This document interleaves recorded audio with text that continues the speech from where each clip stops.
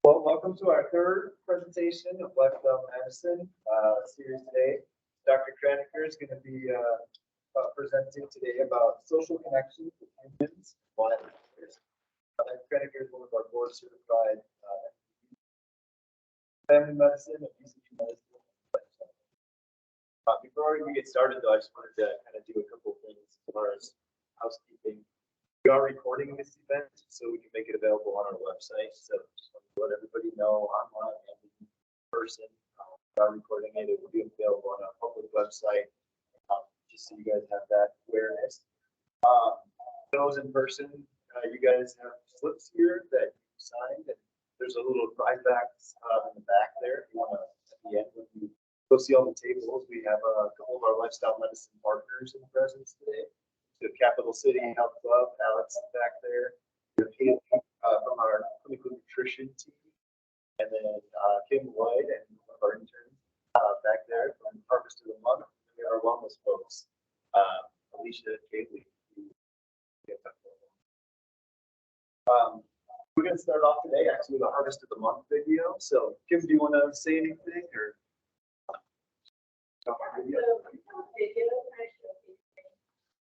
It might have trouble hearing you. You might have to come up here. Okay, just get the mic up there for you so they can hear you. Just for the online. Okay, hi again. So this is just a little video to go over grains, which is the food being showcased for Harvest of the Month this month, and it's last day of March, so last day for grains. This month's Montana Harvest of the Month are seeds we can eat, grains. Montana fields grow many different grains like wheat, barley, spelt, oats, and others. All these crops are very important for our economy. Montana is the third largest producer of wheat in the United States. Barley has played an important role in many cultures throughout history. Ancient Egypt, barley was used in religious ceremonies, while in Rome, gladiators believed barley gave them extra strength. Despite oats' many health benefits and popularity as a breakfast food, only about 5% of oats grown are used for human consumption. The rest are used in products and animal feeds. Wheat is classified by the season in which it is grown, its hardness, color, and growing season. Winter wheat is planted in the fall and harvested in the summer. Spring wheat is planted in spring and also harvested in late summer. Spring wheat is the most common variety in Montana, accounting for over half of our wheat production. When grains like wheat begin to dry and harden in the field, it's harvest time. Using a combine, plants are cut, grain kernels are separated from other plant parts, placed into a hopper. When the hopper is full, the grain is unloaded into a truck, which is then driven to a storage bin or a grain elevator. Grains are then sorted, packaged, or processed, such as milling to make flour. Grains are often measured by the bushel. A U.S. bushel is approximately 8 gallons of dry crops. 1 bushel of wheat weighs about 60 pounds. That's about the same weight as 2 sandbags. USDA My Plate guidelines recommend making half your grains whole grains. Whole grains mean the grain kernel is intact. Whole grains are rich in fiber, minerals, B vitamins, and folic acid. When grains are processed or refined so that only part of the grain is used, like in white flour, most of the fiber, vitamins, and minerals are lost. Many processed grains have some nutrients, vitamin B or iron, added back in, so they are called enriched grains. While all grains are rich in carbohydrates, which provide your body energy, whole grains are a great source of fiber, which helps maintain a healthy digestive system. Whole grain sources include whole wheat bread, oatmeal, whole corn, and whole barley. Grains are a wonderful addition to any meal, entrees, salads, baked goods, and many other delicious recipes. Make sure to choose whole grains for a healthy option. Let's make a tasty grain recipe. Sweet wheat berry salad.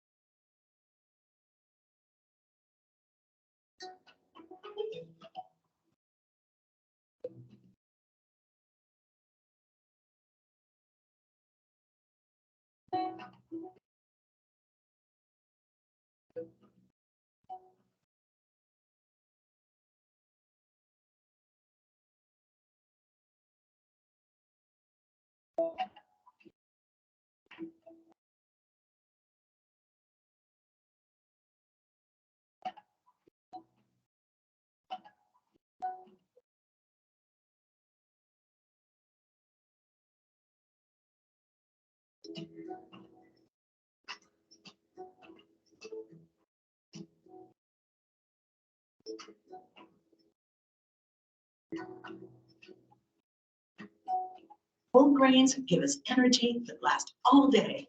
Enjoy Montana grains all month long. The Montana Harvest of the Month program showcases different Montana-grown food each month in Montana communities. We hope you will join us in tasting Montana this month.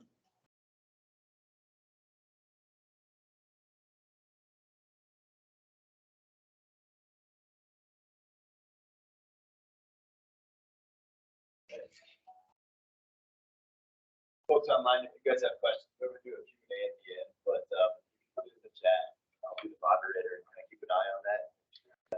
We get this over to Dr. Krainacker. Without further ado, here's the man, the myth, the legend, Dr. Krainacker.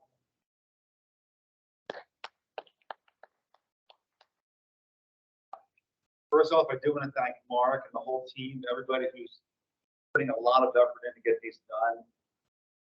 These things just don't happen. All they have to do is show up and talk. These people put all the work in behind it. I thank them very much. Tim, another great video. That was wonderful. Yes, eat your grains by all means. I mean, I've had every one of them this week. Okay. Now I'm hungry for that salad we just made. That salad had everything. Okay. It had your leafy greens, had your fruit, had your nuts, had your seeds. Okay. And of course, it had your grains. So, anyway, without further ado, human connection, why it matters.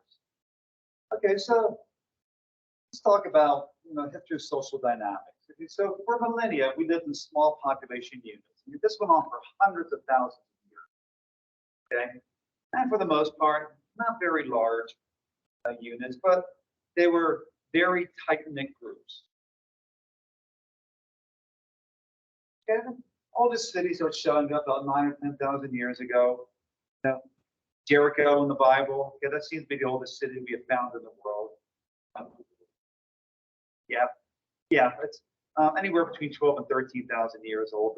But for the most part, we start seeing cities forming in a lot of places around the planet about 9,000 and 10,000 years ago. Okay, and in the past couple of thousand years, we start seeing lots of small villages forming. And then most people in the world now, especially in America, live in urban centers.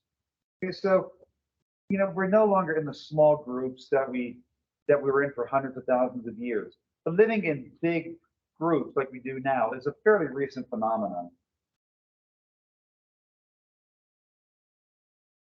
Okay, nowadays people are much more mobile, less stable connections. My own family. I mean, here I am in Montana. Got family up and down the East Coast, from Florida to Massachusetts. I have family on the West Coast. Here I am. A lot more social media. That's how we're getting a lot of our social interaction nowadays. Social media. We bring the world together so you can watch them tear each other apart. More physical isolation. That's kind of a cliche. You have 1,000 Facebook friends and you're entirely lonely. A lot less interaction. I mean, how many people have been out to dinner and everybody's sitting looking at their phone rather than talking to each other? I'm not saying it's good or bad, it's just happening.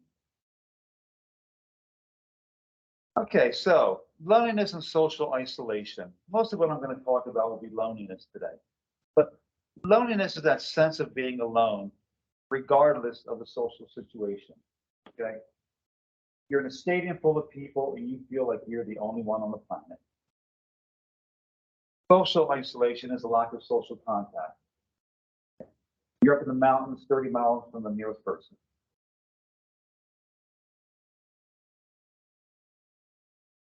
%50 of Americans felt lonely in 2018, and then that went up to 61% 2021 during the height of the pandemic. These numbers are rising. Unfortunately, even last year when the pandemic started to decline, those numbers, the people feeling lonely, is still right around 61%. Over 25% of Americans live alone, and this has nearly doubled in the past 50 years. We have never had this many people living alone as we do now. Over half of adults are not married. Half of those over 18 are not married now. This is a brand new phenomenon. Okay, I mean, my sister got married when she was 19. That was back in the 70s. That was pretty common. Everybody's getting married when they were teens. Marriage rates, number of children, they're all declining. I was in my 30s when I married. Percentage of volunteerism. We're no longer interacting. You can see 5 years, massive decline. Yes, you see the big drop right there. That's COVID kicking in, but still, but before then, the numbers are still going down. They've not gone back up since COVID ended. So, what are the health issues of all the social isolation and loneliness that we're seeing now? Disruptive sleep. A lot of people, when they tell me they can't sleep, I ask them, well, how connected are you to other people? Well, I'm surrounded by people at work. I just don't feel I have any real friends. Okay? So they have trouble sleeping. Social withdrawal. Turn that loneliness, well, heck, I don't want to be around people anyway, so you just start hanging out by yourself. Difficulty concentrating. Makes it difficult to get your activities done throughout the day. Increased dementia. We have seen a lot of this happening. We saw a lot of this during COVID. Okay, saw patients that were doing just fine before COVID, and then when COVID hit, that mild cognitive impairment pushed them into full-blown dementia. Increased anger. I like this quote. The devil lake of loneliness seldom deserts the bones of the angry.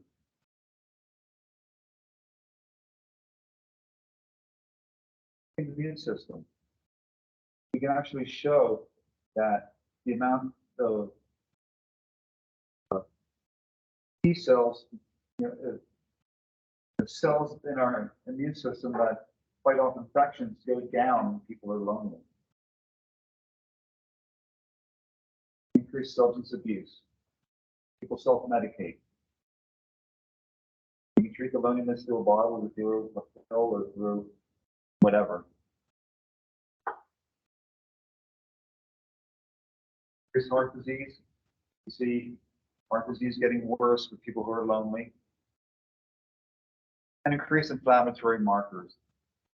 This can be a whole bunch of different things. These are friendly COVID viruses here, but still we see lots more inflammatory processes ongoing when you're lonely. Okay, so what do we do about it? It's one of my favorite comics from Peanuts, Charlie Brown. I'm lonely. I feel no one really cares about me. How can I cure this loneliness? Get some friends. 5 cents, please. Thank you, Captain Obvious.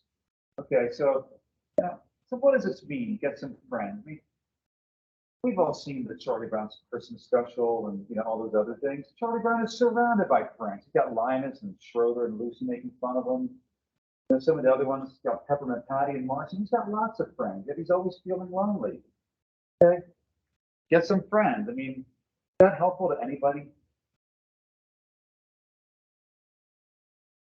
Okay, so this is called the PERMA model of well-being.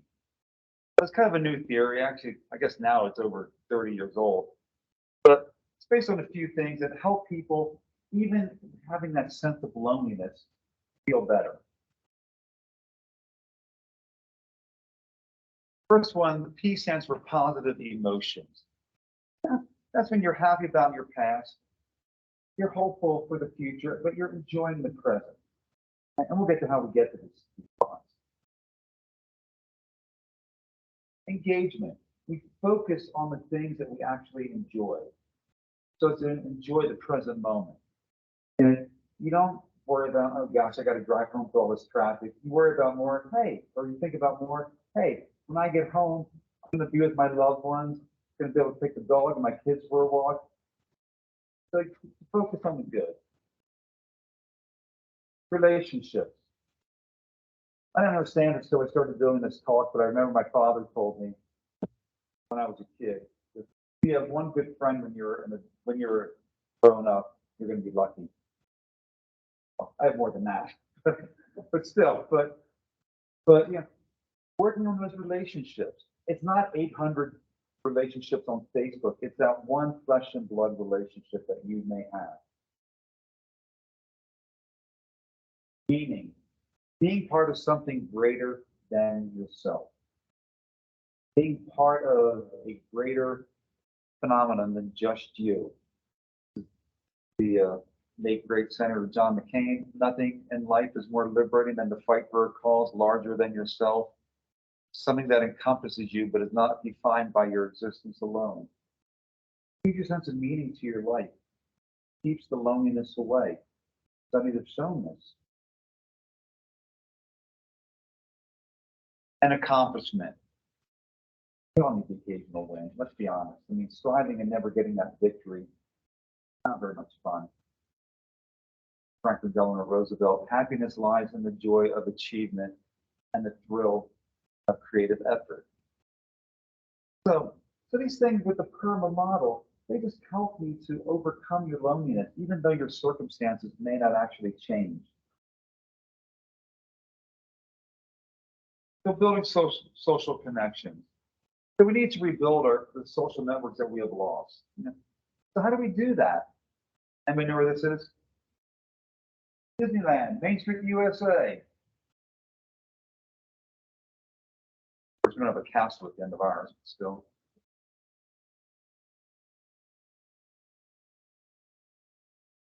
Volunteering your time and expertise is a great way to overcome some of this loneliness. Preferably across different age groups. That's what we historically have had in our society. We didn't have all these, baby boomers and millennials and Generation X and whatever other generations we're calling people now. We're all kind of mixed together. Okay, you didn't have one generation criticizing another. That's been lost. Join a group or a club. Seems fairly obvious. You can look online. There's always in the newspaper. I think it's on Fridays. In the IR is a group of people that are looking for volunteers. Minimize time on social media. Study after study after study shows the more time you spend on social media, the lonelier you get and the angrier you get. Okay? It's a cliche, but it's true. Don't read the comments. All right? Read the news. Comments are just going to make you angry. Although it is kind of fun. Go and look at the comments section sometime. Sometimes has like 600 comments. Okay. But like 50 people are writing those same comments. They're just arguing back and forth.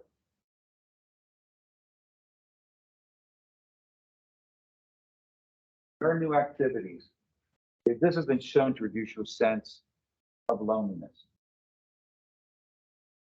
Step out of your comfort zone. Okay? I learned Tai Chi. I had no idea what I was doing. I still don't, but I'm getting there. Okay? It was something fun to do. Right? About 10 years ago, I learned how to be a gardener. Right? Prior to that, I had a vague sense that gardening involves seed, but now I'm pretty good at it. I do it all the time. There are lots of things that you can do that have been shown to give you a greater sense of purpose, and it reduces your sense of loneliness. This has been shown. We got great studies for this. Try to learn something new every day.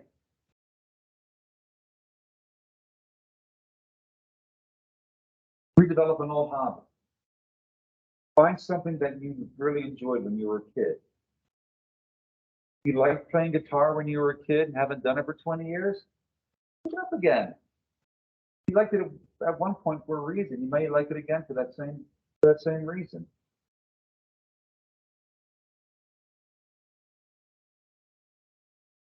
Okay? If you're an introvert, if you're lonely as an introvert, right, but you want to be around people, it's okay to do things by yourself.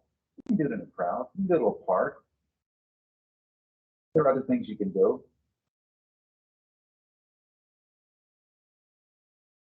This one, practice gratitude every day. The simple act of practicing gratitude has been shown to reduce feelings of loneliness. Okay? I'm not saying you have to be saying 30 prayers every morning, thankful for everything. Just pick one thing that you are grateful for. You can write that down. Now, Thich Nhat Hanh, the great Buddhist monk who doesn't know about 20 years ago, he said that you should always end your day with gratitude on your lips.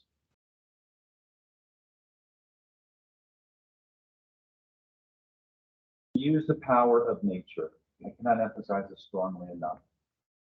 Green space has been shown to reduce feelings of loneliness by almost 1/3, 28%. Just being around nature doesn't mean you need to be climbing Mount Helena. Having some plants in your house has been shown to help. Right? In big cities where they have green spaces, it has been shown to reduce the sensation of loneliness. Ironically, people in crowded cities have been shown to be 39% more lonely. Personally, I don't know how you cannot see this kind of majesty, feel a sense of loneliness. I feel a sense of awe when I'm around things like this. These are my kind of ones.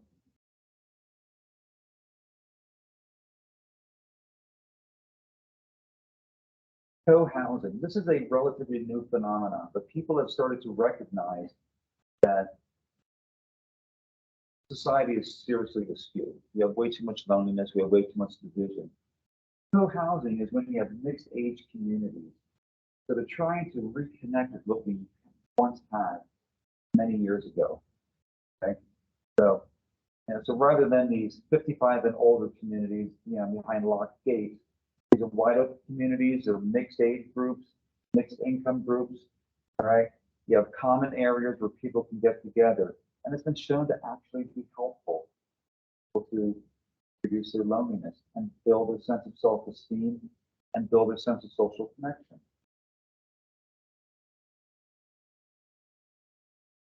Reach out. You're lonely, chances are somebody else is too. At one of the talks that Wade Johnson gave a few weeks ago, he was saying that everybody should, if you see anybody in the hall and you're within 5 feet of them, smile at them. You don't have to wear the mask in the clinic anymore, so we can actually see the smiles now. Okay, but it's okay. We're all stressed out when we're working. I get that. I'm there too. But just smile to your colleagues. Lonely is not being alone. It's a feeling that no one cares. Okay, so what are the consequences then?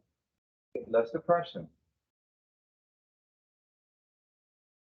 You get better self-esteem, and you become more empathetic when you're feeling less lonely, when you have these social connections. Your system goes up because you're fighting off the demon virus. Risk of heart disease and stroke has been shown to go down. Overall improved health.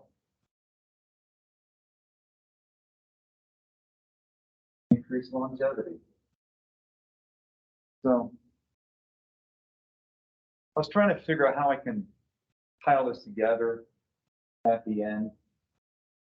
I looked at a lot of quotes from great philosophers, great theologians, Christian monks, Buddhist preachers, Hindu preachers.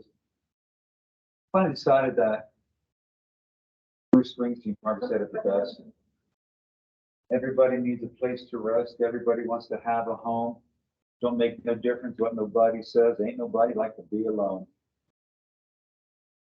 Gosh, it's been 43 years since I came out. So to summarize, number one, reduce your time on social media. 2, find a passion, practice it. Reach out, volunteer. Become part of something greater than yourself. Experience nature. Your birthright to get out there. Which is a great segue for our next talk will be on May 19th, the effect of nature on health.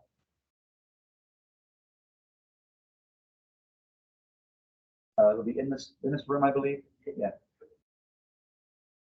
Go back one slide. That one.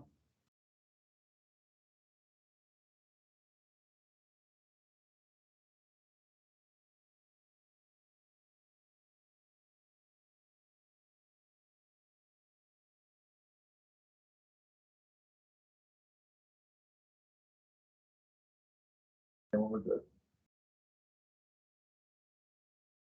All right. That's Emily Gallopin, by the way. That's me and my hiking buddy, Mr. Spock.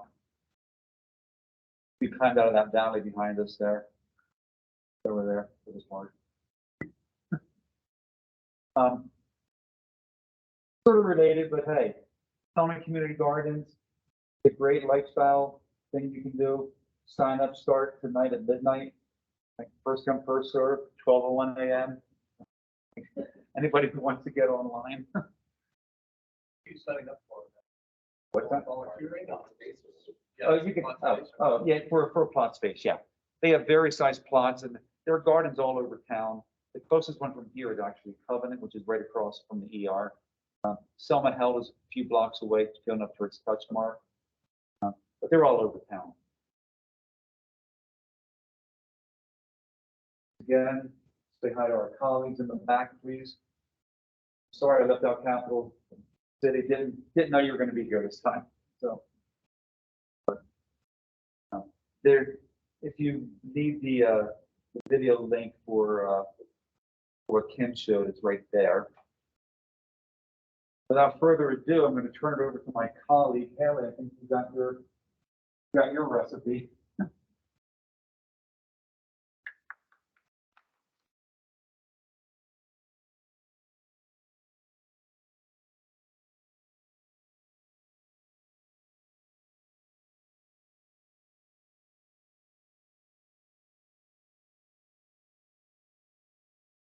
So part of social connections is sharing food. So baking for friends and family for moving. So we've got a recipe here for something that is a little bit healthier, kind of like a banana bread. That is something you might give to people, but you incorporate some of those whole grains. So we've got the whole wheat flour, we've got flaxseed, we've got some dark chocolate chips. So we've got some samples in the back and we've got the recipes printed out. If you'd like to try them.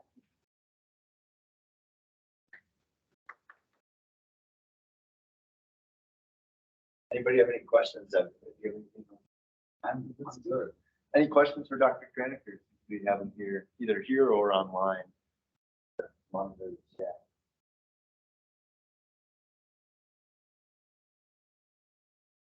Probably the closest I've ever come to actually finishing on time. So.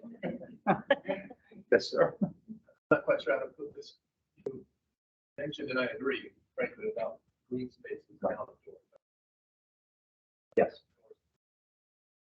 How is it that, or am I wrong, being outdoors by yourself and Mr. Spock reduces loneliness when you're by yourself? Right. Yeah, and we don't know exactly what the mechanism is for that. And I wasn't really alone, I'm not sending a picture. Oh, the question was, okay, so you're out in the wilderness, here we're, I think, 14 miles from the trailhead. When that picture was taken, it's just me and my dog, my wife and her dog, okay, right? And yet you feel less lonely out there. How does that happen? And I don't quite know what the mechanism is for that, okay, the underlying, why it's that way.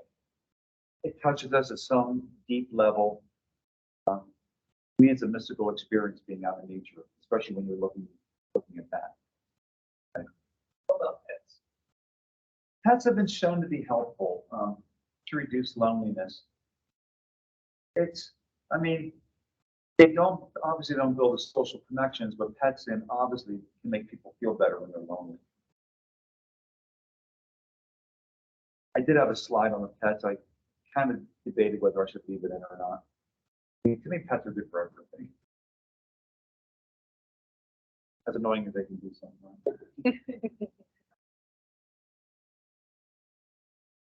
Questions?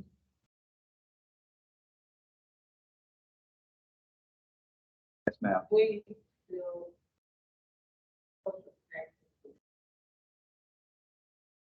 Question. Sure. Yeah. How do we build social connections in the workplace? And I think that's a great question.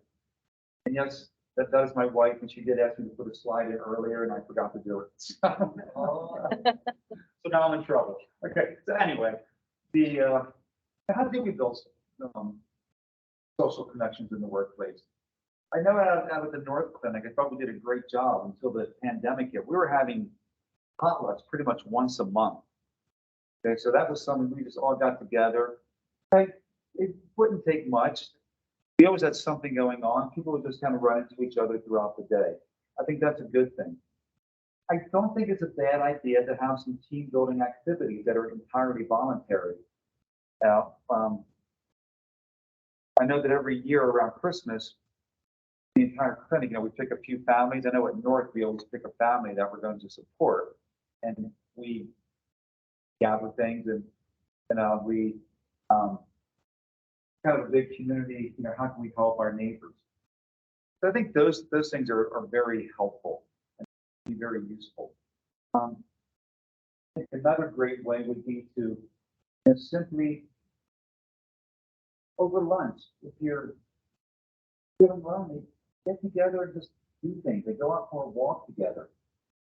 It's great out at North because we have lots of sidewalks in that area. Walk for miles without having to cross a major street. We have sidewalks everywhere. Here, you don't have as many sidewalks. So, but you can still walk up and down. You can go all the way up over the hill towards the golf course. But things like that. Every so often I do teach Tai Chi out at North Clinic over lunch. So that's always something that can be done. So yes. Yes, I apologize, I let that slide out. So. We had one online that was, how much time on social media daily is too much? That's a good question. The question was, how much time on social media is too much? To me, I think you read your email and then get off. I read the news. I have a couple of nutrition websites that I go to every day. Get my Tai Chi fix in. Then I try to get back to work. I do read comics. I like reading comics every day. But I don't think we have studies showing how much, but it's like, okay, how much alcohol is too much? Well, when it starts to affect your life. Okay, so when social media starts to affect your life, then it becomes a problem. If you got to get online and see what's the latest cat video, I don't know. They still have cat videos, but whatever. Okay, if you've got to get online and watch the YouTube video, then that's probably a problem.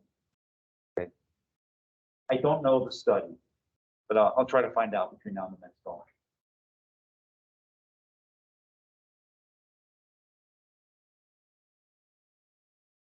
Yes, sir.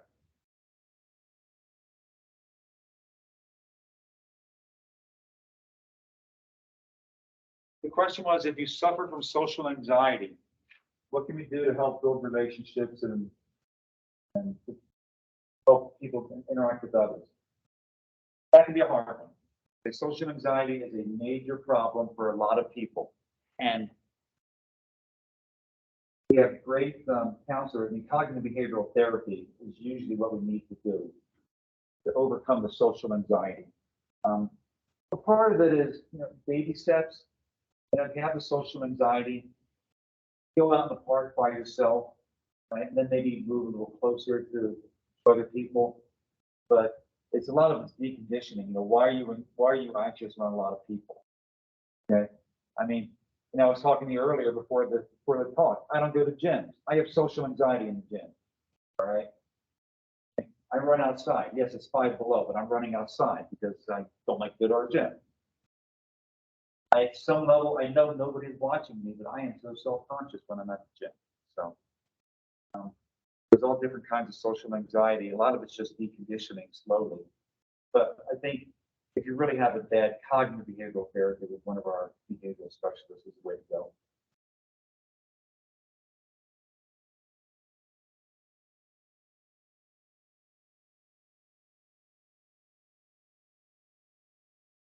Thank you, everyone, for coming, all people online.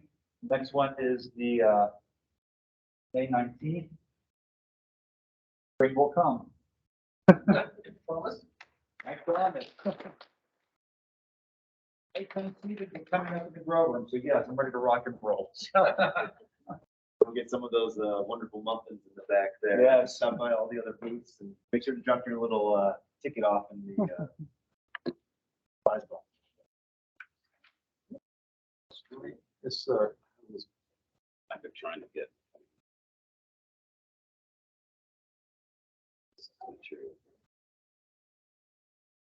No, I'm not. You have a card.